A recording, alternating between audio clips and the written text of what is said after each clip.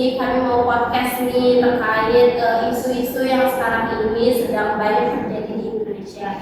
Nah, tujuan kami untuk buat podcast ini sih tentu saja untuk tugas ujian tengah semester kewarganegaraan. Nah, perlu kita ketahui bahwa kami itu sedang berkuliah di Universitas Jambi. Nah, sebelum masuk ke podcast ini, kita perkenalan diri terlebih dahulu nggak sih? Di sini ada Cindy, halo, ada Aini, halo, ada Novi, halo, dan juga ada Lucy. Halo. Oke, sepertinya di sini pada nahan ketawa semua ya, kayak tegak-tegak semua ya. Tapi nggak apa-apa, karena kita di sini pembahasan kita santai aja, nggak yang terlalu tegang gitu ya. Jadi nggak perlu buka GPT juga kali ya. Gitu. Nah, di sini nih aku tuh lagi kayak banyak sekali nih isu-isu dan juga tren-tren yang bermunculan di saat sudah maraknya adanya media sosial ini. Kayak apa-apa yang booming itu dari media sosial gitu. Dan kalian pasti sadar juga kan kalau media sosial sekarang itu isinya anak-anak Gen Z semua gitu. Nah, kalian sebagai Gen Z itu aku tuh kepo berapa banyak sih jam yang kalian habisin dalam sehari untuk melihat sosial media? Mungkin bisa dari sini dulu. Kalau dari aku ya karena kesibukan aku utamanya sebagai mahasiswa, tentunya bisa scroll sosmed itu kalau misalnya ada di waktu luang. Oke. Jadi ya mungkin kalau tiap harinya itu sekitar 2 sampai 3 jam sih. Oke. Salah kelas atau mau tidur juga. Tapi juga sama ya. Kalau masalah Dan gara-gara media sosial nggak buat tugas gitu, nggak gitu kan? Mungkin Aini gimana tuh? Kalau aku pribadi sih main media sosial mungkin bisa 3 hingga 4 jam. Waduh, ngapain aja tuh Aini? Biasanya buka X atau di X itu malah lebih panas gitu kalau tiba-tiba media sosial lainnya kayak ada aja gitu yang bikin apa dan lebih menarik di X sebenarnya Jadi kita lihat banyak hal di X. Kalau Novi berapa jam mau? aku kurang lebih sama nih kayak Aini, kami kan anak kos lah ya. Jadi lebih banyak nih menghabisin waktu selain kuliah ya pasti di kos. Jadi kalau misalnya udah pulang kuliah, udah apa yang lain ya dihabisin waktu untuk media sosial sih. Kalau di sini Ya sama karena tadi kita kuliah terus di kos juga ada ngapa-ngapain sama sekali. Kalau kita nggak bertugas ya kita scroll dari 3 sampai 4 jam. waduh, sebenarnya nggak apa-apa juga sih bermain media sosial, asal kan bisa digunakan dengan baik Dan bijak Nah, bisa membimbang informasi pastinya. Nah, terkait yang kalian lihat di media sosial tuh biasanya isu-isu apa sih? Kayak apakah tentang isu-isu ada ini nih, ada terjadi bencana alam, atau ada makanan viral nih gitu, atau tentang politik gitu. Kalian gimana? Kalau aku sih semuanya ada ya, tergantung FYP-nya apa aja gitu. Kadang ada muncul politik, makanan viral, bencana alam, ya semuanya bisa kita lihat dari sosmed. Tapi kan sekarang isu-isu yang lagi panas-panasnya di Indonesia itu kan tentang politik ya, dan juga sebagai Gen Z pastinya kita harus melek politik juga kan. Nah, menurut kalian tuh seberapa besar sih keterlibatan Gen Z dalam politik? Keterlibatan Gen Z dalam politik itu sangat besar karena kita Gen Z itu pasti cepet banget gak sih menerima informasi itu kalau dari sosial media gitu kan. Jadi ya begitulah. Jadi kalau misalnya ada permasalahan itu cepet banget viralnya ya gara-gara Gen Z juga. Jadi keterlibatan dalam politiknya ini cukup besar. Oke, apalagi sekarang media sosial juga sudah makin melebar, terus juga semua berita-berita langsung masuknya ke media sosial gitu. Nggak itu juga sih, bukan jadi hambatan juga, politik juga bisa masuk dari media sosial. Bahkan kita lihat apapun itu dari media sosial. Nah, menurut kalian sebagai Gen Z nih, kalian tuh kalau di media sosial membahas politik, kalian tuh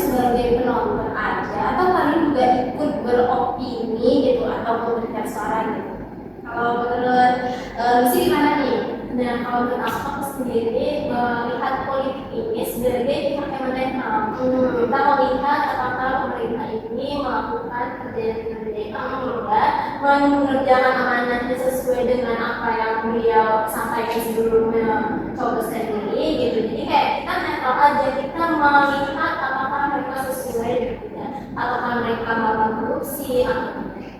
Oke. Karena apa ya? Sekarang ini tuh banyak Gen Z yang kayak sekedar ikut-ikutan aja gitu kan. Kalau Pak Lucy bilang tuh dia tuh lebih netral ya terhadap politik-politik yang ada gitu. Nah, kalau misalnya sekarang tuh kan banyak orang-orang yang kalau dalam istilah sekarang tuh FOMO ya gitu. Apa-apa tuh di repost walau belum tentu benar kan gitu. Dan itu nggak mau cari tahu tuh, asal copy paste aja udah di repost di Instastory gitu. Nah, menurut kalian nih ada baiknya kita tuh FOMO atau ada baiknya tuh kita harus yang ikutan aja? Menurut kalian? Kalau menurut aku ya mau ikut-ikutan tuh boleh, tapi ya sebenarnya dipilah dulu yang diikutin itu benar terjadi adanya apa enggak, atau kalau misalnya cuma sekedar ikut-ikutan doang tanpa riset lebih dulu kan itu malah membahayakan nggak sih, samanya kita menyebabkan berita hoax gitu dan bumerangnya ke kita sendiri jadi memperkeruh keadaan kalau kayak gitu. Jadi ada baiknya ya dulu kayak seperti itu. Karena ya kita harus peduli juga ya terhadap politik di Indonesia gitu. Jadi kayak ya nggak menutup kemungkinan juga kalau misalkan kita bisa beropini gitu. Nah, menurut kalian sendiri nih repost, share atau apapun lah itu di politik, isu politik yang ada di media sosial itu sudah termasuk kepedulian belum sih atau gimana? Kalau menurut aku itu sudah termasuk, karena dari kita repost atau meng-share berarti itu kita memperbanyak lagi ke teman-teman. Jadi yang kayak misalnya aku tahu ini, aku share ke sini, jadi sininya tahu, sehingga itu akan mengakibatkan dampak yang baik juga untuk mengetahui apa yang terjadi sekarang. Benar-benar. Karena ya menurut aku walaupun dari merepost itu mungkin bisa dikatakan kontribusinya kecil ya. Dan tadi kecil banget ya. Tapi bisa jadi itu dampaknya besar loh. Karena dari satu informasi bisa menyebar ke banyak orang. Iya, kayak awalnya kan cuma kayak ikut-ikut tren aja, apa nih yang repost ya udah kita ikut repost nih, tapi lama-lama jadi peduli beneran nih gitu. Menurut kalian nih seberapa penting sih Gen Z melek politik di zaman sekarang gitu? Kalau menurut aku ya penting banget, karena kalau misalnya bukan kita siapa lagi coba, karena Gen Z itu menurut aku gen yang paling pengen cepat ringkas gitu, nggak mau ribet. Jadi itu ya kalau misalnya ada masalah tuh diselesaikan. Kalau misalnya kita nggak nyalain ya siapa lagi yang nyalain ya kan? Bener sih, berarti FOMO tuh ada dampaknya juga ya, dampak positifnya tuh sebagai walaupun ikut-ikutan tapi kayak bisa jadi ini kayak sebagai ajang untuk Gen Z melek politik lebih dalam nih gitu kan. Nah, tapi dampak lainnya nih sebagai Gen Z, kalau apa sih dampaknya kalau Gen Z itu cuma FOMO nih tapi tanpa benar-benar paham isu nih? Bisa ini deh dulu yang diam-diam aja nih dari tadi. Menurut aku ya kalau misalnya terkesan ikut-ikutan gitu, nah itu tuh info yang didapetin itu bisa yang kayak sembarangan gitu, jadi kayak nggak bisa dipercaya. Jadi harus lebih bijak dalam memilih informasi sih. Oke, mungkin lebih memandasinya dengan lebih mulai membaca ya, kayak kita harus tahu dulu ini benar atau enggak. Karena dari yang aku tahu nih ya, kalau misalkan info yang kita dapat dari sebuah internet itu belum tentu benar loh sebenarnya. Jadi kita harus pandai-pandai nih untuk nyari tahu itu benar atau enggak. Oke, mungkin nih kalau misalnya harapan kalian untuk Gen Z yang paling suka cuman copas aja tuh berita-berita tanpa tahu tujuannya, tanpa tahu ya sekarang kan kayak semua juga serba AI ya sekarang, kayak kita ngomong aja bisa di AI kan gitu. Nah, gimana sih harapan kalian untuk Gen Z supaya bisa memakai media sosial ini dengan baik lah gitu? Kembali lagi sih kalau aku harapan aku semoga kedepannya Gen Z bahkan aku sendiri bisa memperbaiki bahwasanya kita itu harus lebih bijak, harus lebih pandai untuk menelaah dulu nih, meneliti dulu dengan sederhananya harus benar-benar nyari tahu lah ya, jangan asal-asal kopas. Karena ya seperti yang kita lihat sekarang ya, kayak isu-isu yang di media sosial misalnya nih tentang BBM naik gitu, langsung tuh beneran nih BBM naik, menteri nggak ada yang bisa kerja apa-apa. Kan kita bisa lihat dulu nih apa sebenarnya yang terjadi gitu, atau apa gitu. Tapi menurut kalian nih, ngomong-ngomong soal BBM, ngomong-ngomong soal BBM nih, siapa sih yang paling dirugikan dengan adanya isu BBM naik, harga itu naik? Tapi bukan isu ya, lebih tepatnya sudah terjadi. Jadi menurut kalian gimana tuh tentang berita BBM naik, harga itu naik ini, siapa sih yang paling dirugikan gitu? Menurut aku yang paling dirugikan itu adalah masyarakat, karena harga sembako relatif menjadi meningkat, biaya produksi meningkat, sampai harga makanan pun jadi sangat tinggi gitu. Jadi yang dimana pendapatannya biasanya bisa untuk menabung, jadi tidak bisa untuk menabung, hanya cukup untuk makan. Benar, aku juga setuju sama Lucy. Yang paling terasa itu pasti masyarakat itu sendiri, kayak misalnya ojol, pedagang, UMKM kan. Karena kalau misalnya BBM naik, semuanya itu ikut naik, mulai dari bahan baku dan lain-lain. Tapi meski gitu ya pendapatannya belum tentu juga naik. Sedihnya begitu. Oke. Tapi kalau dipikir-pikir tuh, kalau menurut kalian pribadi nih, hal pertama yang kalian rasain nih waktu harga BBM naik apa?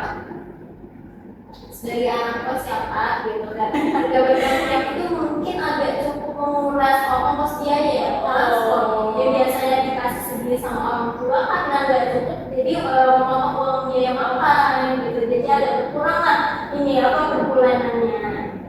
Mana air dompet juga ini? Iya, ada semuanya dibagi ya, semua jajan.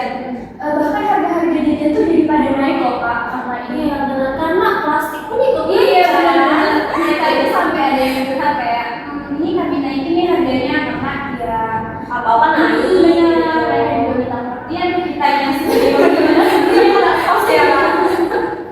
Menurut kalian berarti pengeluaran kalian tuh jadi berubah ya semenjak BBM Iya, naik? benar banget. Oke. Kalau kita telah lebih dalam kan BBM naik ini karena adanya isu politik yang terjadi antara Iran sama Amerika Serikat kan. Nah, menurut kalian nih dampak dari geopolitik yang terjadi sekarang ini berarti cukup merugikan Indonesia kan di tengah-tengah krisis global sekarang gitu. Nah, apa ya, kebijakan yang diambil Indonesia ini berarti menurut kalian kurang tepat atau memang masih dalam tahap merencanakan nih pemerintah? Menurut kalian gimana sih? Kalau menurut aku ya, karena kan ini isunya tuh isu global antara Iran sama Amerika Serikat, tapi karena mereka memiliki minyak gitu kan, jadinya yang lainnya juga ikut terdampak. Adapun menurut aku kalau pemerintah sendiri itu sebenarnya lagi di posisi dilema juga, karena pemerintah tuh harus mikirin anggaran juga kan, tapi memang ya implementasinya itu sih yang sulit, karena ya yang kita ketahui kalau misalnya apa-apa ini kan kembali ke masyarakat lagi yang ngerasain. Gitu. Karena juga pemerintah kan ya berharapnya masyarakat bisa bertahan dari krisis ini, tapi gimana ya kita bisa bertahan gitu? Apa sih yang bisa dilakukan kita gitu biar bisa tetap bertahan gitu? Gimana ya menurut kalian? Gimana caranya kita bertahan ya? Apakah kita jalan kaki nih dari lembah ke danau? Bisa ya, tetap bisa, tapi mulai masih sulit ya, karena jaraknya yang jauh. Ya, menurut aku kalau misalnya dari sisi bahan bakar, karena kan ya seperti yang kita ketahui kita tuh memiliki keterbatasan kan, mungkin ya bisa kita kurangi untuk misalnya pergi dekat-dekat itu sebaiknya ya pergi aja, nggak usah dekat-dekat pakai motor.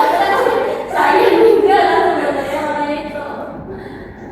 Terus, oh ya, karena BBM-nya kan plastik juga ikut naik, jadi yang kita ketahui ya sebaiknya ya kemana penggunaan plastik selain kasihan juga bumi kan harganya juga naik. Kalian kan gimana tuh? Nah, benar sih aku setuju kayak sih. Misalnya kita mau pergi yang dekat-dekat kita lebih baik jalan. Selain itu hemat BBM, pastinya juga baik dong untuk kesehatan kita. Apalagi kaum kayak gini, kita gini kan mageran ya. Jadi itu bisa menjadi salah satu bentuk untuk olahraga sih. Nah tapi tuh gimana ya, BBM sekarang tuh kan benar-benar sekrisis itu kan. Jadi tuh efek domino ke harga lain tuh juga ikut-ikutan terlibat. Nah menurut kalian sendiri nih, seperti yang kalian bilang tadi kan sektor yang paling dirugikan itu UMKM ya. Tapi bisa dijelasin lebih lanjut nggak kenapa bisa UMKM itu jadi sektor yang paling dirugikan? Kalau menurut aku kenapa UMKM bisa jadi sektor yang paling dirugikan? Karena UMKM itu tergantung pada pendistribusian barang. Untuk pendistribusian barang itu kan pakai transportasi pakai BBM gitu, BBM-nya naik, jadinya ya naik kan semuanya. Ya jadinya kembali lagi ke masyarakat. Karena dari situ biayanya dinaikin, pasti harga jualnya juga dinaikin. Iya. Dan kayak udah aku bilang tadi nih, aku sebagai anak kos jadi kayak mikir-mikir lagi dong mau jajan ini itu, karena kayak duh kok makin mahal, sedangkan pemasukan kita ya segitu-segitu aja. Jadi kayak kita juga mikir-mikir dong kalau misalkan mau beli produk-produk dari UMKM itu. Jadi otomatis pendapatan mereka itu menurun kan, karena yang berkontribusi dalam pembelian barang-barang mereka itu kan kita ya. Tapi menurut kalian juga kan seberapa dari beberapa yang aku baca nih, Selat Hormuz itu kan ditutup, tapi ada sebagian juga kapal-kapal yang bisa lewat sana gitu. Nah Indonesia ini kan memang belum bisa, ada beberapa kapal yang memang belum bisa lewat ke sana ya. Menurut kalian kebijakan yang dilakukan Indonesia ini tepat atau enggak sih? Karena kan seperti yang kita tahu gara-gara World of Peace gitu, Indonesia jadi terlibat nih dalam masalah besar ini gitu. Menurut kalian ini sudah tepat atau belum? Kalau menurut aku sebenarnya ya udah kejadian kan, mau gimana lagi, mau keluar pun juga nggak semudah itu ya. Jadinya ya udah mau udah kecemplung mau gimana lagi udah telanjur basah gitu masalahnya. Gimana ya? Jadi masyarakat kecil yang kena imbasnya. Mungkin kalau untuk masyarakat yang menengah ke atas itu nggak masalah ya. Tapi kan di sini harus dipikirkan juga masyarakat kecil ya. Selain dampaknya juga sangat besar bagi Indonesia gitu. Nah menurut kalian nih, berarti subsidi BBM ini di Indonesia harus dipertahankan atau dikurangi? Sebagai anak akuntansi juga nih, gitu. Gimana nih caranya nih kebijakannya? Kalau untuk sekarang mungkin untuk subsidi itu ada di dan pertama Iya. menurut aku itu harus dipertahankan karena kalau misalnya untuk yang subsidi itu tadi itu kan untuk UMKM lagi kembali lagi. Kalau misalnya dia naik ataupun dia tidak subsidi lagi itu kan sangat-sangat berdampak jauh lebih parah dari sekarang. Oke, berarti aku tuh ngerti ya. Berarti sejauh ini tuh Indonesia ini masih dilema ya terkait dengan BBM naik, harga naik. Di satu sisi mereka tuh pengen ikut perdamaian yang ada di kancah internasional, tapi di satu sisi lagi masyarakat kita jadi porak-poranda gara-gara BBM yang semakin tipis dan membuat harga itu naik sendiri kan. Menurut kalian harapan soal Indonesia saat ini dan juga kebijakan-kebijakan yang ada, termasuk juga tentang soal harga BBM dan stabilitas harga itu apa? Kalau menurut aku ya harapan rakyat Indonesia terhadap pemerintah ya. Hmm. Ya baiknya sih kalau misalnya ada apa-apa tuh dipikirkan lebih panjang, jangan sampai gegabah. Karena kalau misalnya keputusannya tuh kurang matang kan, ya kembali lagi ke rakyat lagi kan yang kena. Sedangkan yang ditanggung itu, yang ditanggung rakyat itu nggak sedikit. Iya. Kalau ibu sih harapan tentang BBM ya kebijakan. Harapannya itu mungkin kebijakan subsidi ini dipertahankan supaya karena memikirkan lagi masyarakat kecil mereka susah untuk mendapatkan uang yang pendapatan yang jauh lebih besar sehingga pengeluaran yang di luar pendapatan mereka gitu. Maka untuk makan itu mereka pun susah, jadi mempertahankan subsidi dan kalau misalnya pun harganya naik jangan terlalu tinggi di luar pendapatan mereka. Jadi ini kalau aku sederhana aja sih, harapan aku semoga kebijakan BBM ini untuk kedepannya itu bisa lebih stabil lah ya, dan nggak terlalu sering berubah-ubah. Karena setiap kenaikan itu pasti kan berdampak ke banyak hal ya, terutama harga kebutuhan kita sehari-hari. Jadi kalau bisa nih ada keseimbangan antara kepentingan negara dan juga kondisi masyarakat supaya beban ekonomi ini tidak terlalu berat dirasakan oleh rakyat-rakyat, termasuk rakyat kecil ya. Tapi menurut Aini nih, menurut Aini kayak berarti kita tuh di dalam sehari-hari kita juga untuk saat ini nggak boleh panic buying lah ya, karena stok minyak kita masih oke kan, jadi nggak perlu panic buying. Pesan untuk orang-orang yang panic buying gimana guys? Menurut aku harus lebih bisa memilah sih mana yang penting atau yang cuma pengen aja. Oke, kalau Cindy gimana tuh? Benar, saya paling baik. Aku setuju sama pendapat ini ya, kalau misalnya itu tentuin mana yang beneran butuh atau mana yang cuma ikut-ikutan aja kayak orang-orang nggak mau ketinggalan gitu kan. Apalagi kan orang-orang tuh sekarang tuh pada apa ya, BBM naik, oke, kita beli minyak 10 liter, kita stok di rumah gitu kan. Nah jadi kan kalau kayak gitu makin lama orang jadi kayak apa ya itu namanya, Lomba-lomba untuk nanam itu kan Iya. biar minyak gitu kan. malah kan jadinya bukan gara-gara Indonesia kekurangan stok tapi gara-gara masyarakatnya sendiri gitu. Sama kayak kasus masker nggak sih waktu COVID-19? Iya, sebenarnya kasus minyak makan. Iya. Itu sempat juga sangat gede sekali. Oh. Karena dia betul masyarakat. Nah itu maksudnya. Jadi untuk yang nonton nih nggak perlu panic buying lah gitu. Untuk sampai akhir tahun masih ada kok gitu. Jadi tapi mungkin harganya jauh lebih mahal ya. Ya jangan timbun-timbun. Nah, Karena itu merupakan salah satu faktor untuk kenaikan yang lebih drastis sih. Iya. Mungkin kita mikirnya biar diri kita aman gitu kan, tapi justru itu bisa jadi kembali ke kita lagi, jadi lebih naik lagi harganya. Betul, kita egois hari ini, tapi kita sengsara banget nih di kemudian hari. Aduh, bahaya banget. Betul ya. Lama ya. Karena tuh ada tuh yang gini loh kak, kayak oke, harga BBM naik, lumayan nih kalau aku beli sekarang, besok aku jual bisa berkali-kali lipat itu keuntungannya gitu. Makanya orang-orang banyak yang panic buying sekarang, tapi itu nggak boleh ya teman-teman gitu. Iya, Kayak- benar-benar. Mindset seperti itu harus dihilangin lah ya. Nah terus juga oke, terakhir gitu ya, mungkin lebih ke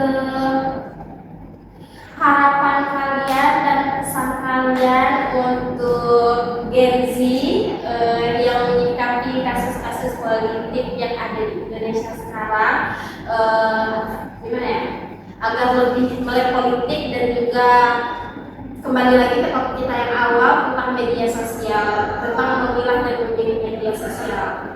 Boleh pesan kalian semua gitu.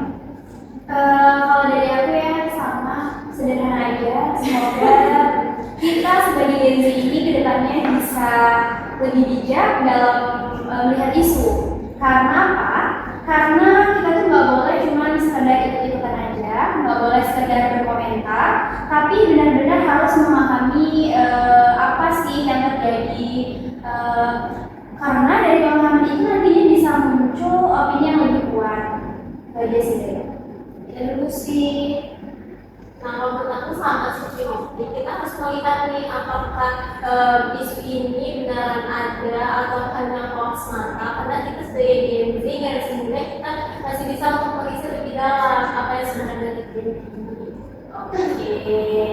Dan yang lain, kalau untuk aku sama harapannya ya lebih aware lah, jangan gegabah gitu, lebih dipilih mana yang sebaiknya di repost atau mana yang sebaiknya di-keep supaya tidak menyebar ke yang lain. Oke. Nah, di sini aku ada sedikit kuis nih. Waduh, jadi bagus Kuis gitu. Itu aja sih tentang setuju atau tidak setuju. Nah, cepet ya jawabnya. Siapa setuju, setuju, tidak setuju ya tidak setuju gitu. Pertanyaan pertama, setuju atau tidak setuju subsidi BBM sebaiknya dikurangi? 1, 2, 3. Tidak setuju. Oke. Lanjut ya. Kenaikan harga sekarang tidak sepenuhnya karena BBM. Setuju atau tidak? Sepertinya sudah. Tidak setuju. Karena banyak yang Setuju atau tidak setuju bantuan pemerintah belum cukup mengatasi dampak kenaikan BBM? Setuju sih, setuju. Oke, terakhir nih, terakhir. Apakah kenaikan setuju atau tidak setuju transportasi umum bisa jadi solusi untuk mengurangi dampak BBM? Setuju. Oke, itulah podcast kami kali ini. Terima kasih untuk yang telah mendengarkan. Kita semua pamit undur diri. Sampai jumpa lagi ya.